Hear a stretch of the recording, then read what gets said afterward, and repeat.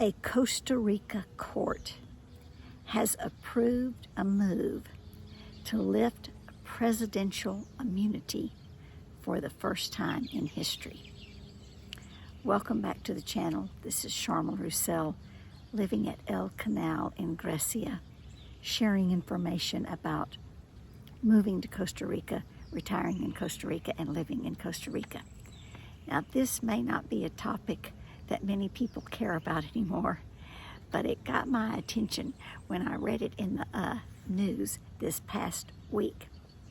So Costa Rica's Supreme Court has approved a request from the Attorney General's office to ask Congress to review and potentially lift the criminal immunity of President Rodrigo Chavez Robles. So, because of recent history in the United States, this item in the newspaper got my attention. So, evidently, the president is under investigation for alleged white-collar crime. And under Costa Rica's Constitution, a sitting president enjoys absolutely criminal immunity for acts performed in an official capacity, which sounds familiar. But this is the first time in Costa Rica's history that the judiciary has formally requested to strip the president from that protection. So evidently it's been in effect for a long, long time, and now they're looking at removing that protection. The request now goes to Congress. So the president in Costa Rica is accused of alleged concussion. And what does that mean? Concussion is when a public official, while performing official duties, improperly demands, requests, or receives money, services, or other valuables for personal benefit or third-party benefit.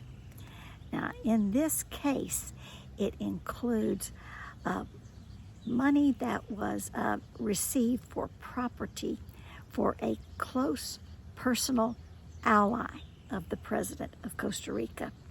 And that ally is now a whistleblower and will provide testimony and evidence, and in exchange for that, then this close personal ally, former close personal ally, now a whistleblower, has been granted protection.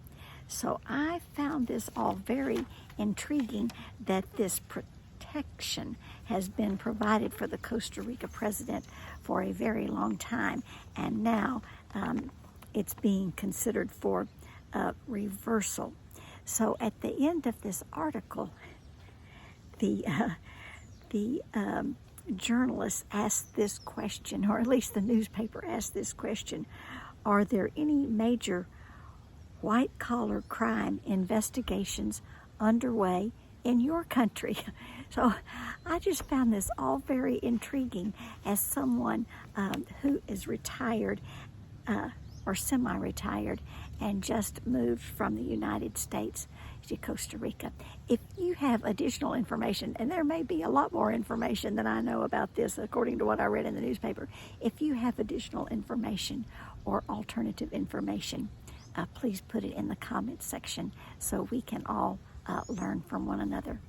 Pura vida, ciao.